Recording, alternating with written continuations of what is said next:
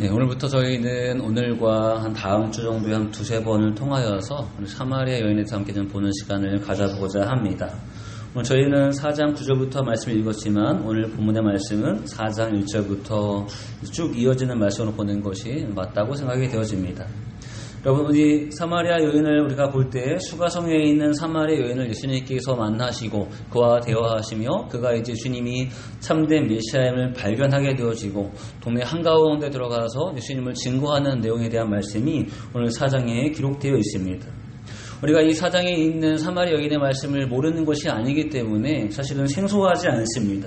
그러나 그럼에도 불구하고 오늘 우리는 이 기본적으로 알고 있는 여인에 대한 내용과 더불어 예수님과 여인이 대화하는 이 상황과 그리고 예수님이 보여주시고자 했던 것, 여인이 보았던 것, 그리고 그가 봄을 통하여서 예수님 앞에 변화되고 있는 모습들을 한번 좀 살펴보고자 합니다. 그것은 단순히 한 여인에 대한 연구를 하기 위한 것이 아니라 이 여인이 곧 여러분과 저희 입장이기 때문에 그렇습니다. 우리가 주 앞에 살아가는 하루하루의 삶이 여인에 비춰본다면 나는 과연 어디쯤 와 있는지 어떤 모습인지 볼 수 있는 좋은 기회가 될 것 같아서 함께 이 시간 말씀을 좀 전해보고자 합니다. 그럼 한번 이 상황을 볼까요? 여러분, 이 상황을 가만히 보시면 예수님께서는 이 여인을 만나시기 위해서 사마리아 성에 일부러 들어가시는 상황을 우리는 볼 수 있습니다. 근데 이 여인의 입장에서 본다면 이것은 전혀 예상하지 못한 일이라는 것이죠. 굉장히 중요한 차이입니다. 주님은 원래부터 목적을 가지고 가고 있는 것이고 여인은 아무 준비가 없이 아무 예상도 없이 예수님을 만나고 있는 상황이 오늘 본문에서 비춰지고 있습니다. 여러분, 예수님의 입장에서는 지금 한 영혼을 하나님께 인도하기 위해서 하나님이 예수님께 맡기신 그 영혼을 구원하기 위해서 지금 그 영혼을 찾아가시는 것이나 마찬가지입니다. 전혀 예상하지 않은 우연처럼 보이지만 여인에게는 우연일지 모르지만 예수님은 결코 우연이 아니었습니다. 예를 들어서 예수님이 이제 갈릴리 바다를 건너서 군대 귀신 자를 만나는 장면을 우리가 함께 좀 볼 수 있습니다. 폭풍 가운데 이제 배가 막 침몰할 것 같은 위기 가운데 제자들이 함께 바다를 건너갔습니다. 그리고 한 일은 무엇이냐면 군대 귀신이 들린 자를 예수님이 만나시고 그의 귀신을 쫓아내시고 다시 배를 타고 돌아오신 장면을 성경을 통해서 볼 수 있습니다. 넓게 보면 결국은 예수님은 그 한 사람을 위해서 밤새도록 배 타고 반대편에 갔다가 그를 만나신 다음에 다시 돌아오시는 모습을 볼 수 있다는 것이죠. 여러분, 군대 귀신 들린 자는 아무 이상도 하지 않았죠. 아무것도 기다린 것이 없었죠. 그러나 예수님은 분명한 목적을 가지고 가서 그를 만나 주셨습니다. 오늘도 마찬가지입니다. 주님은 일부러 길의 방향을 트셔서 사마리아 여인을 만나기 위해서 길을 가시는 것이지만 여인은 지금 그 상황을 알지 못한다는 것이죠. 그래서 우리가 이 말씀을 이해함에 있어서 중요한 것은 여인의 입장에서 본다면 굉장히 우연한 일처럼 보여지지만 오늘 우리가 이 상황을 볼 때 중요한 것은 예수님의 입장에서 함께 좀 볼 필요가 있습니다. 계획하신 일이고 의도하신 일이고 목적하시는 바가 분명히 있다는 사실을 우리 분명히 기억해야 합니다. 자, 그러므로 우리가 아직 그분을 몰랐을 때 그분의 계획과 그분의 섭리를 접하는 이 모습이 마치 누구와 같냐면 여인과 같다는 것이죠. 우리는 주님을 믿음에 있어서 여러분과 저도 마찬가지로 처음부터 계획하고 처음부터 기다렸고 처음부터 그분께 나아간 것이 아니었을 것입니다. 살다 보니 우연한 어떤 친구를 통하여서 이웃을 통하여서 또 지인을 통하여서 우리는 교회에 다니게 됐고 그것이 여러분과 저의 신앙생활의 첫 출발처럼 보이기도 합니다. 우리는 굉장히 우연이었지만 그러나 주님은 원래부터 여러분과 저를 향한 계획이 있으셨고 또 그 상황을 만들어가고 있으시다는 것이죠. 자, 그래서 제가 이 말씀을 왜 서두에 말씀드리냐면 그래서 이 여인의 이 상황은 예수님이 의도하신 한 영혼을 만난다는 입장에서 본다면 여러분과 저와 똑같은 입장이라는 것입니다. 그래서 여인을 대할 때 이질감이 느껴지는 것이 아니라 마치 나를 찾아오신 예수님을 다시 한번 여인을 통해서 보는 바와 같습니다. 그리고 여인을 통해서 예수님을 만난 사람이 어떻게 변화하는지에 대해서 볼 필요가 있다는 것이죠. 자, 그럼 한번 보실까요? 우리가 이 본문을 들어가면서 참고적으로 한두 가지만 먼저 좀 짚어보겠습니다. 자, 예수님과 여인의 만남이 우연이 아니라는 것은 무엇이 포함되고 있냐면 이 만남을 계획한 자의 분명한 목적과 의도가 포함되어 있다는 것입니다. 양편 다 우연히 만났다면 양편 다 이 상황에서 어떻게 뭘 할지 모릅니다. 그러나 한 사람은 우연을 가장한 것이고 한 사람은 정말 우연히 만난 것입니다. 그러면 이 상황에 대한 주도권은 누구한테 있을까요? 이 상황에 대한 주도권은 우연히 이 상황을 접한 사람이 아니라 이 상황을 계획하고 준비한 분께 이 상황에 대한 주도권이 있다는 것이죠. 그러므로 여인을 만나는 예수님 입장에서는 이 여인을 위한 가장 중요한 목적과 의도가 함께 포함되어 있다는 것이죠. 여인을 만났고 그 여인에게 복음을 증거하고 그 여인으로 하여금 예수님이 메시아신 이를 발견하게 하고 그 여인이 참된 구원의 기쁨을 누리게 하시기 위한 목적과 의도가 숨어 있음을, 그것이 분명히 진행되고 있음을 함께 볼 필요가 있습니다. 그래서 이 두 가지 상황에서 우리가 이제 볼 것은 예수님께서 그 여인에게 이 중요한 목적을 위해서 어떻게 점점 그것을 알려주고 있으신지, 어떻게 그 여인과 만남의 대화를 진행하고 있으신지를 함께 좀 볼 필요가 있다는 것이지. 자, 그리고 또 한 가지 볼 수 있는 것은 우리가 이 본문을 볼 때 여인과 예수님의 모습을 함께 볼 필요가 있습니다. 예수님이 여인에게 이끄시는 방향을 볼 수 있겠죠? 본인이 메시아임을 소개하는 과정들을 볼 수 있습니다. 그리고 두 번째는 이 대화를 통하여서 소개하시는 내용들을 받아들이면서 점점 변화돼가는 여인의 모습을 함께 이제 볼 필요가 있습니다.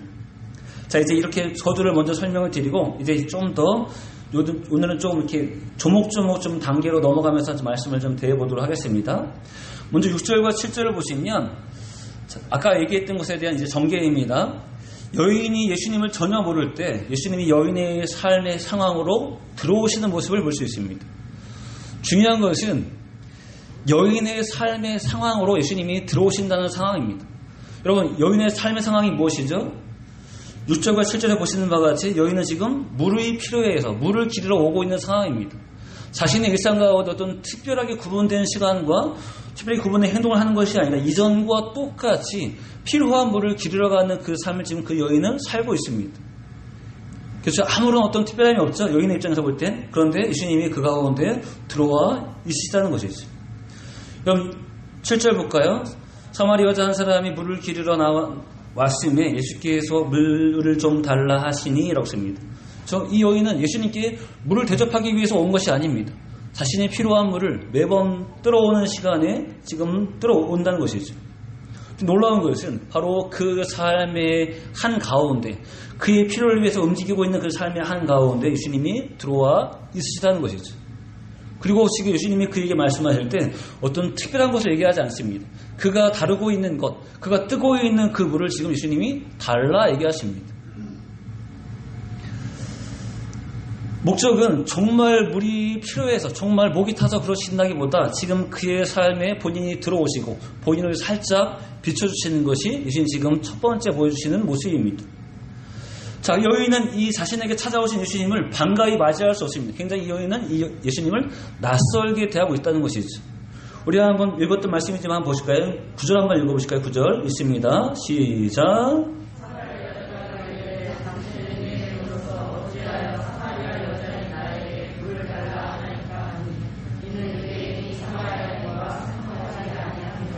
아멘. 여러분 이미 아시는 바와 같이 사실 여인 입장에서 물 한 컵 떠주는 건 어려운 거 아닙니다.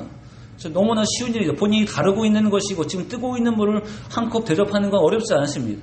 근데 여인이 이 상황이 생소한 것은 무엇이냐면 물을 생소하지 않고 물을 뜨는 것을 생소하지 않는데 이 물을 달라 하는 이가 생소하다는 것이죠. 굉장히 낯설죠. 왜냐하면 전에부터 대화의 대상이 아니었습니다. 전부 함께 지내던 대상이 아니었습니다. 유대인들은 항상 사마리아인들을 멸시했습니다. 나는 사마리아인이고 저 사람은 유대 남자인데 왜 나한테 물을 달라 하는지 이 상황이 굉장히 낯설다는 것이죠. 그래서 여인은 지금 이 상황에서 이 물 떠주는 행위 자체에 대해서 힘든 건 아니지만 그 상황을 지금 쉽게 받아들이지 않습니다. 네 하고 떠드는 것이 아니라 왜 나한테 이것을 구하냐고 지금 이렇게 반문하고 있습니다. 여인이 못돼서 그런 것일까요? 아니 심술이 가득해서 그런 것일까요? 여러분 이것은 지극히 일반적인 지극히 자연스러운 여인의 반응이라는 것이죠. 여러분 우리는 이 여인의 모습을 솔직히 볼 필요가 있습니다. 저는 이 여인의 이 모습이 굉장히 마음에 듭니다. 어떤 가장되지 않고 가식적이지 않고 지금 본인이 느끼는 바 그대로 지금 예수님께 반응하고 있습니다. 왜 내가 이 상황을 받아들여야 하는지에 대해서 궁금해하면서 지금 자기가 느끼고 있는 바를 그대로 지금 고백하고 있습니다. 여러분 중요한 것은 이 모습은 예수님이 기뻐하시는 모습은 아니겠죠? 근본적으로 추구하시는 모습은 아니겠죠? 그런데 여러분, 그런데도 예수님은 이 모습에 대해서 꾸짖지 않으십니다. 자, 그리고 왜 그러시는지에 대해서 예수님이 이제 말씀하실 때 10절을 말씀하시는데 예수님이 이전보다 조금 더 주님을 그에게 보여주시는 모습이 있습니다.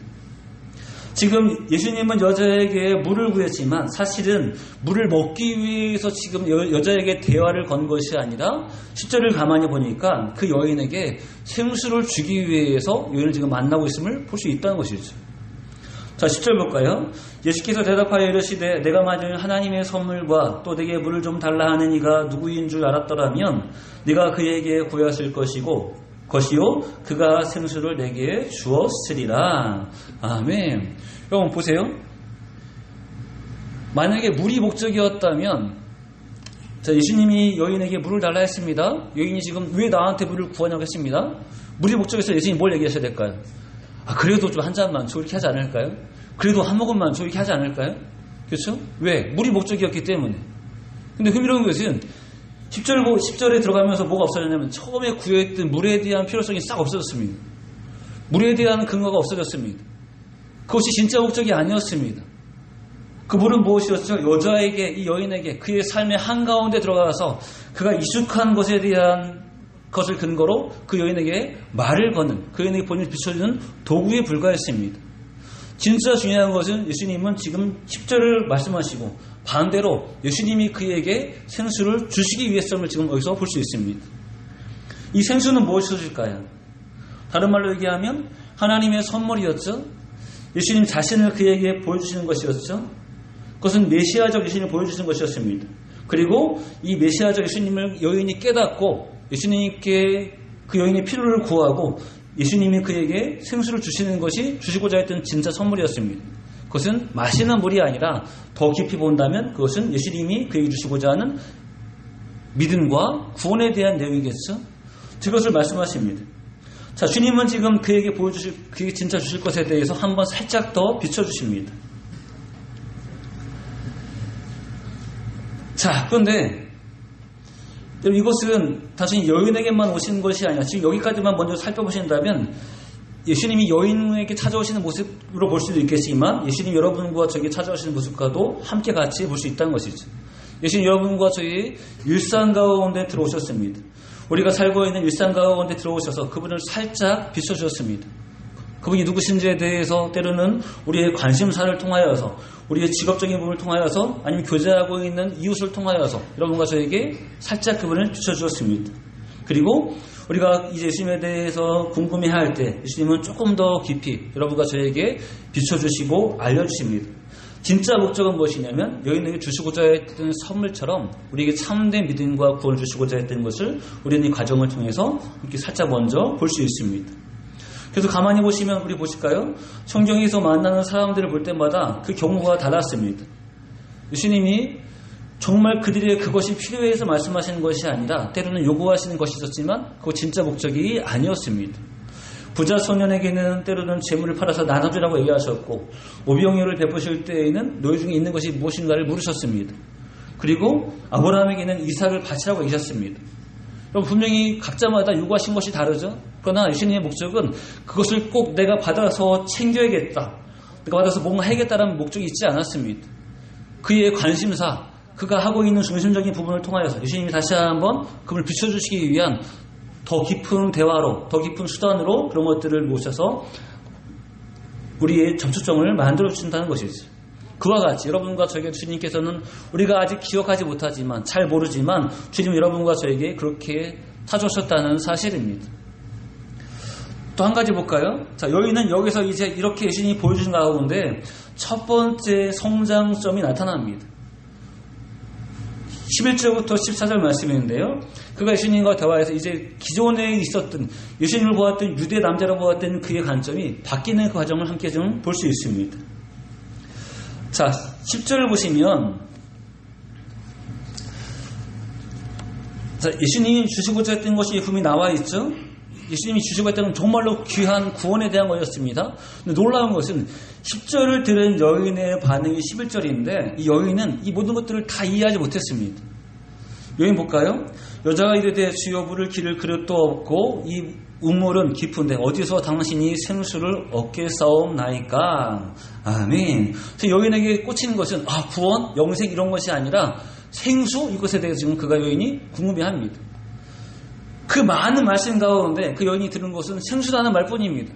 그것도 영생의 생수가 아니라 진짜 마시는 물로 지금 그가 이해하고 있습니다. 그렇죠? 이 물을 어디서 줄 건지에서 지금 여인이 궁금해합니다. 그리고 여인이 뭘 예를 들냐면 12절을 지금 예를 들고 있죠. 야곱은 우리한테 무엇을 주었죠? 야곱은 우리한테 우물을 주었습니다. 지금 물을 뜨고 있는 이 우물이 야곱이 주었던 우물입니다. 야곱이 우리에게 주었고 야곱의 자식들도 이 물을 먹었습니다. 그러니 야곱이 준 우물은 어떤 우물이죠? 눈에 보이고 실제 있는 우물이죠. 그렇죠? 근데 지금 여기는 예수님께서 생수를 주신다는 말씀을 들었는데 지금 뭐가 보이지 않습니까? 우물이 보이지 않아요. 어디에서 이 생수를 주는지에 대해서 보이지 않습니다. 그래서 지금 여기는 궁금합니다. 당신이 야곱보다 큽니까라고 이 사실을 궁금해합니다. 우리한테 이 우물을 주신 야곱보다 당신은 지금 생수를 준다 하는데 당신은 그렇다면 야곱보다 정말 큰 분이신지에 대해서 묻고 있습니다. 목적은 메시아에 대한 궁금증이 아닙니다. 목적은 생수입니다. 그렇죠? 그것 때문에 지금 묻고 있죠. 여러분 이 여인의 미련해 보이십니까? 저는 그렇지 않아 보여요. 굉장히 그 여인 입장에서 할 수 있는 최선입니다. 어떻게 한 번에 주의 말씀을 다 알아들을 수 있을까요? 어떻게 한 번에 영생에 대한 비밀을 다 깨달을 수 있을까요? 자신의 입장에서 가장 생소한 물에 대한 단어를 기준으로 지금 여인이 예수님께 묻고 있습니다. 그가 이해할 수 있는 전부가 이것입니다. 자, 그런데 이렇게 예수님이 원래 주시고자 하는 것에 비해서 너무나 초보적인 질문을 하고 있는 이 여인에게 예수님은 다시 한번 말씀해 주신다는 것이죠. 우리 한번 13절, 14절 읽어보실까요? 13절, 14절 있습니다. 시작.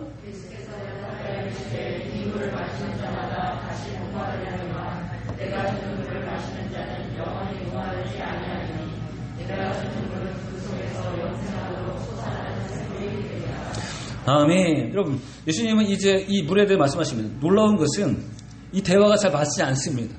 그렇죠? 여인은 지금 우물이 어딘지에 대해서 궁금해하고 여인은 지금 예수님이 야곱보다 큰지에 대해서 궁금해합니다. 그럼 거기에 대한 대답을 해주셔야겠죠?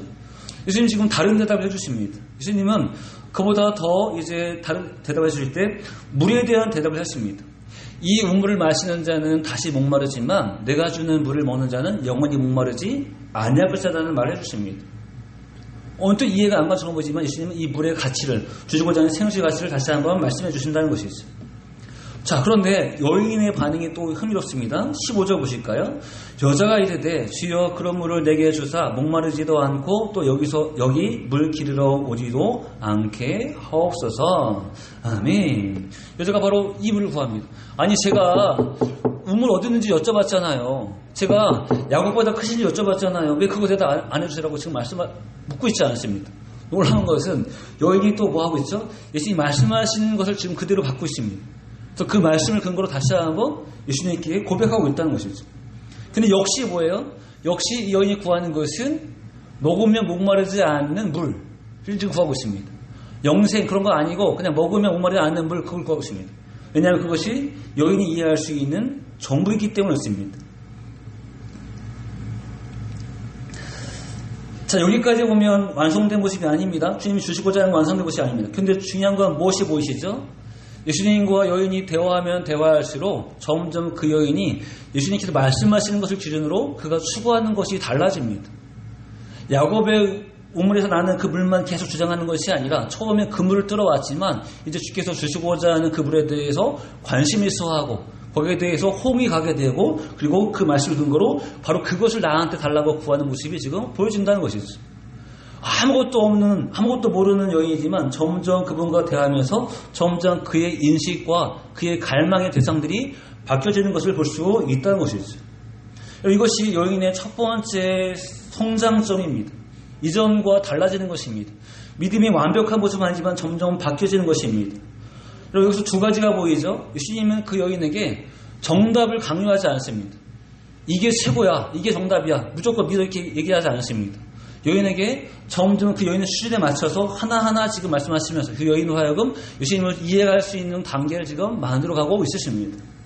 그리고 여인도 마찬가지로 아직 다 잘 모르지만 적어도 그분과의 대화에서 그 모든 말씀에 집중하고 있습니다. 그리고 그 대화에서 내게 필요한 것이 무엇인지를 알게 되어지고 내게 필요한 것은 바로 그 말씀을 근거로 구하고 있다는 것이죠. 자, 이제 바뀌었습니다. 자, 예수님이 여기까지 보시고 이제 그에게 다시 한번 예수님 자신을 새롭게 보여주시고자 합니다. 그것이 16절부터 19절 말씀이죠. 분명히 무례의 대화를 했는데 예수님 갑자기 뭘 얘기하세요? 너의 남편을 데리고 오라고 말씀하시죠. 그럼 대화 주제가 바뀌어버렸습니다. 문무무리에서 생수로 바뀌었다면 더 구체적인 생수로 이어질 것 같은데 지금 전혀 다른 것을 지금 예수님이 여인에게 요구하고 있습니다. 그리고 그 이유는 무엇이냐면 여인이 감춰두었던 것, 나만 아는 비밀에 대해서 예수님이 지금 언급함을 통하여서 예수님이 누구신지에 대해서 한 번 더 그 여인에게 보여주시고자 하는 것입니다. 처음엔 유대 남자였습니다. 근데 지금 여인이 뭘 보았죠? 야곱보다 큰 사람처럼 보이기도 합니다. 그리고 예수님이 한 번 더 보여주실 때 그분이 누구신지를 알려주십니다. 알고 있는 대화 내용이죠. 여인이 남편이 없다 하지만 예수님이 그 말씀이 맞다 하십니다. 그러나 넘겨짚으신 것이 아니라 남편이 5 있었지만 지금 그들도 없고 그 곁에 있는 남편도 진짜 남편이 아님을 대해서 그 모든 상황들을 다 말씀하십니다. 그리고 여인이 이 말을 다 들었을 때 17절 보면 여자가 이르되 주여 내가 보니 선지자로소이다라고 고백합니다. 주님께서 보여주셨던 본 모습이 무엇이죠? 내가 선지자라는 사실을 여인에게 보여주고자 했습니다. 내가 평범한 유대 남자가 아니라 내가 너희가 알 수 없는 그냥 야곱보다 큰 정도의 인물이 아니라 네가 깨달을 때 선지자와 같다는 사실을 알게 하시기 위해서 갑자기 그에게 남편에 대한 얘기를 묻고 있습니다. 자, 그러면 이제 여인이 어떻게 인식됐죠? 생소하고 낯설은 유대 남자였지만 지금 이제 그가 고백하는 것은 저분은 선지자라는 사실을 지금 그가 알게 되었습니다. 자, 그리고 이제 여인에게 두 번째 성장점이 나타납니다. 성장점이 나타납니다. 그것이 19절부터 24절입니다. 자, 여인이 예수님이 선지자라는 사실을 알았습니다. 자, 그랬을 때 여인의 반응이 무엇일까요? 아직도 그는 물을 구하고 있을까요? 아직도 그는 생수에 대해서 궁금해하고 있을까요? 선지자라는 사실을 알은 다음에 그 여인의 질문이 다시 바뀌게 되어집니다. 여러분 20절 말씀이겠죠? 우리 20절 말씀을 읽겠습니다. 시작.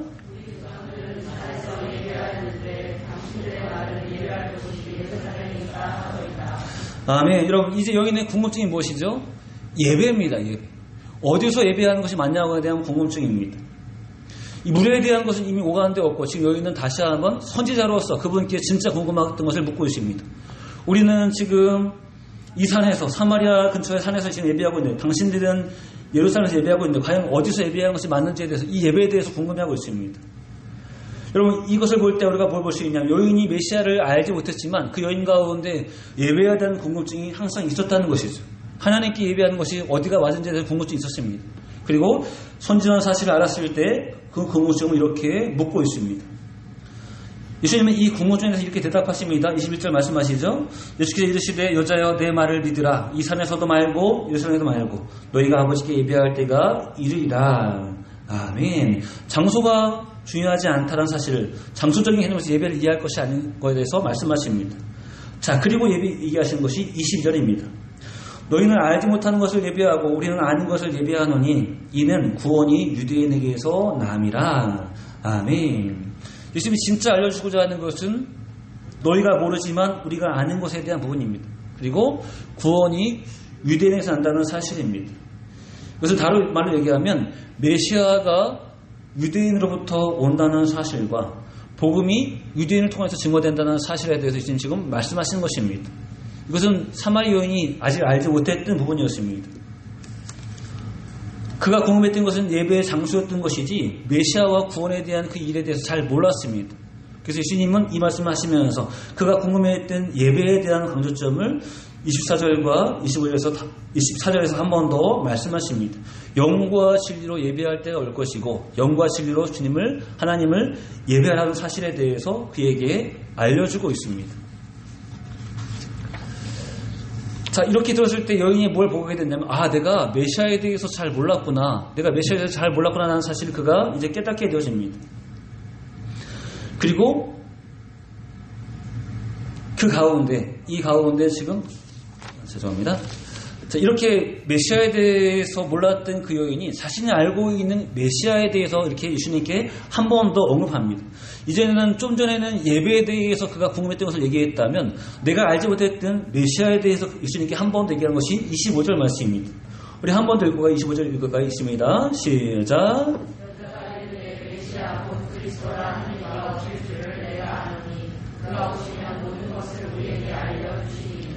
아멘. 여러분, 그가 메시아에 대한 것을 이렇게 다시 한번 그의 믿음으로 고백하고 있습니다. 내가 메시아에 대해 들어본 바가 이런 부분이 있는 것을 지금 이렇게 알고 있으나 고백합니다. 그리고 20절에서 예수께서 이르시되 내가 말하는 내가 그라 하시니라. 아멘. 지금 이제 그에게 내가 바로 그 메시아가 맞다는 사실에 대해서 주님께서 정확히 말씀해 주십니다. 그리고 28절부터 3절을 보시면 여자가 이 메시아를 만난 이후에 우리가 알고 있다시피 동네 한가운데로 들어가서 예수님에 대해서 증거하고 그 사람들을 데리고 나오는 모습을 우리 분명히 볼 수 있다는 것이죠. 여러분, 지금 제가 시황에서 좀 빨리 진행하고 있는데요. 여러분, 보시는 바와 같이 여자가 이제 처음에는 물에 대해서 궁금했지만 그분을 선지자로 알을 때 그 안에 있는 신앙적인 요소였던 예배에 대해서 궁금했습니다. 그리고 예배에 대해서 궁금한 것 더불어 메시아에 대해서 모를 때 그가 메시아에 대한 고백을 하나님께 예수님께 다시 한번 얘기할 때 예수님은 그 메시아가 본인 것에 대해서 알려주고 있으십니다. 그래서 무엇이 완성되고 있죠? 주님께서 여인에게 본인의 모습을 보여주시고자 했던 그 과정이 완성되고 있습니다. 유대 남자에서 선지자에서 메시아에 이르기까지 본인을 여인에게 확실히 이렇게 드러내고 있으십니다. 자, 그런데 놀라운 것은 이것은 단순히 주님 혼자 하실 일이 아니라는 거죠. 주님 무능하셔서가 아니라 주님은 이 대화 가운데 반드시 무엇을 보고 하셨냐면 여인의 반응을 보고 이 과정을 이끌어 가셨습니다. 보자마자 메시아라 말씀하지 않으셨습니다. 여인이 살고 있는 삶의 과정에서 알고 있는 지식의 수준에서 점점 그에게 그로 하여금 메시아를 볼 수 있도록 한 단계 한 단계 이끌어 주십니다. 그리고 결국은 물을 들어온 초라한 한 여인에서 주를 만난 기쁨의 여인으로 그 삶을 바꿔주시고 그의 삶에 있었던 두려움과 부끄러움의 문제들을 다 벗어버리게 하시고 이제 그가 마음 놓고 증거하고 마음 놓고 기뻐할 수 있는 그 놀라운 기쁨을 주시는 것이 오늘 본문에 볼 수 있는 놀라운 과정입니다. 저는 이 말씀을 보면서 알고 있는 말씀이지만 뭐가 굉장히 새롭게 보였냐면 이 여인의 반응이 굉장히 새롭게 보였습니다. 자신의 입장을 주장하지 않았습니다. 대화 가운데 그 대화가 끊기지 않았습니다. 이 끊기지 않았던 것이 너무나 놀라웠습니다. 주께서 말씀하시는 것에 대해서 늘 집중하고 그 말씀을 기준으로 주님과의 대화를 이끌어갔던 것을 볼 수 있습니다. 여러분, 이 여인은 주도자가 아니었습니다. 여인은 따라가는 자였습니다. 그는 준비되지 않은 상태에서 주를 만났습니다. 그럼에도 불구하고 말씀하시는 그 모든 말씀들을 놓치지 않고 하나하나 그의 삶 가운데 지금 받아들이고 있습니다. 굉장히 짧은 시간이지만 너무 낯선 한 남자로부터 메시아를 보게 되어지고 그의 삶의 모든 것이 다 바뀌어지게 되었습니다. 여러분, 우리는 분명히 서두에서 뭘 말씀드렸냐면 이 여인은 마치 여러분과 저를 보는 것과 같다고 말씀드렸습니다. 왜냐하면 주님은 여러분과 저의 일상 가운데 찾아오셨고 주님 여러분과 저에게 비추어 주셨습니다. 그리고 비추어로 끝나는 것이 아니라 우리에게 그분을 천천히 때로는 세밀하게 알려주십니다. 내 수준에 맞게, 내가 성장하는 과정에 맞게, 내가 이해하고 있는 지식에 맞게 여러분과 저에게 주님을 계속 알려주고 있으십니다. 그렇다면 과연 우리는 이 말씀 앞에, 이런 상황 앞에 우리는 과연 어디쯤 와 있을까요? 우리가 여인이었다면 이제 이 말씀의 최종점이었던 메시아를 만나고 기뻐하고 즐거워했던 그 고백 가운데 우리가 지금 한가운데 서 있습니까? 아니면 유대 남자로 대하고 있는 그 자리에 서 있습니까? 아니면 선지자로 대하고 있는 그 자리에 서 있습니까? 우리는 과연 어디쯤 서 있을까요? 우리는 수없이 많이 주의 말씀을 듣고 있고 주의 말씀을 제 자신도 증거하고 있습니다. 그런데 그 말씀을 들었다 해서 그 말씀을 증거했다 해서 우리 모두가 이미 정답에 다 이르는 것은 아니라는 것이죠. 주님은 여인과 대화하기 전부터 정답을 알고 있으신 분이었습니다. 여인과 대화하기 전부터 그분은 이미 메시아셨습니다. 그런데 이 메시아를 그 여인에게 강압적으로 밀어붙이지 않았습니다. 여인이 자신 스스로가 그분이 누군지를 전문점 알아가고 그 스스로가 그분을 고백하며 나가는 신앙을 이끌어 주셨다는 것이죠. 여러분, 주님의 공급하심은 지금도 변함없이 여러분과 저에게 있어질 것입니다. 계속 그분이 누구신지에 대해서 여러분과 저에게 비춰주실 것입니다. 점검할 것은 무엇이냐면 우리한테 무엇을 주셨냐 안 주셨냐에 대한 궁금증이 아니라 우리가 과연 그 말씀을 어떻게 듣고 있냐에 대한 문제입니다. 여러분, 한 귀로 듣고 한 귀로 흘린다는 말이 있죠. 그렇죠? 무슨 말일까요? 귀로는 들립니다. 나한테는 관계없는 말입니다. 나는 그 말에 대해서 반응할 의지가 없습니다. 그런 것이 있을 수 있겠죠? 정말 저에게 무서운 것은 무엇이냐면 저 자신도 여러분들도 정말 무서운 것은 혹시 우리가 주의 말씀을 이렇게 들을까 조심스럽다는 것이죠. 여러분, 놀라운 것은 여인은 계속 물만 외치지 않았습니다. 예수님이 선지자임을 말씀하실 때에도 그러니까 물을 달라고 그렇게 얘기하지 않았습니다. 그 여인이 하고 있었던 그 집착과 애착들이 점점 바뀌어지고 있다는 것이죠. 우리로 얘기하면 세상적인 욕심과 탐심과 탐욕과 우리의 성향들이 점점 말씀 앞에 변화되고 있다는 것이죠. 이게 중요한 게 아니었구나. 저게 더 중요하구나라는 사실 가운데 점점 바뀌어지고 있고 그것이 우리의 비전이 되어지고 그것이 우리의 소망이 되어지고 있다는 사실입니다. 여러분과 저에게 때로는 하루가 주어지고 있고 일주일이 주어지고 있고 1년이 주어지고 있습니다. 그러나 그 모든 시간 가운데 주님은 변함없이 주님을 여러분과 저에게 보여주고 있으십니다. 우리는 과연 어떤 여인의 모습인가요? 어떤 성도의 모습인가요? 내가 있는 것들이 이루어지지 않는 이상 주를 믿을 의지도 없고 주께 나갈 의지도 없는 그런 고집불통인 성도가 되기보다 주의 말씀 앞에 다시 나를 비춰보게 되어지고 내가 소망이 될 것이 진짜 무엇인지를 다시 발견하게 되어지고 그것을 갈망하며 그것을 소망하며 나갈 때 점점 여러분과 저의 신앙과 우리의 인식들이 바뀌어지게 될 것입니다. 그리고 그 최종점은 주께서 원래 주시고자 했던 참 기쁨과 구원의 영광과 구원의 만족이라는 것이 우리에게 주어지게 될 것입니다.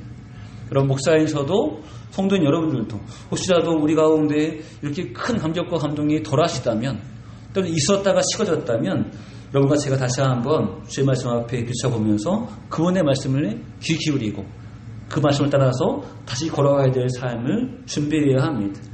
이렇게 살아가시고 변화되시며 은혜 가운데 거하시기를 주의 이름으로 축원합니다.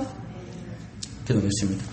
할렐루야, 감사합니다. 오늘 사마리아 여인을 통하여서 주님을 낯설게 했던 한 여인이 주님과의 대화 과정을 통하여서 어떻게 변하는지를 바라보게 되어집니다. 정말로 생소한 유대 남자가 말을 걸었을 때 그 남자가 너무나 생소했지만 그러나 그 남자의 말을 귀를 기울이게 되어지고 그 귀를 기울임을 통하여서 본인의 생각과 본인의 의지가 점점 다른 곳으로 변화된 것을 바라보게 되어집니다.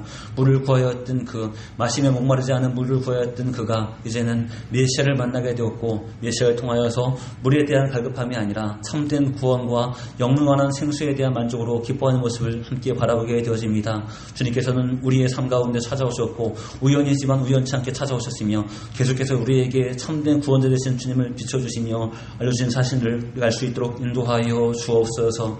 그러나 아직도 품고 있는 세상적인 욕망과 개인적인 탐심과 탐욕 때문에 그 모든 말씀이 들려지지 않고 보여지지 않고 귀 기울여지지 않는지를 돌아볼 수 있도록 인도하여 주옵소서. 지금 주를 만나기 전에 여인은 부끄러운 여인이었지만 만난 이후의 여인은 참는 기쁨이 넘치는 여인이었습니다. 우리가 주 앞에 어떤 여인의 모습으로 있는지를 돌아보게 하여 주옵소서. 내 생각과 아집을 말씀 앞에 내려놓게 하시고 말씀 주시는 참된 비전을 바라보게 하시되 그 귀함을 따라 그 귀함을 소망하며 나가는 우리 모두가 될 수 있도록 인도하여 주옵소서. 아직도 보지 못했던 주님의 참모습을 발견하게 하시고 은혜 가운데 거하며 기뻐할 수 있는 참된 복으로 인도하여 주옵소서. 감사드리고 영광을 올려드리오며 예수님의 이름으로 기도합니다. 아멘.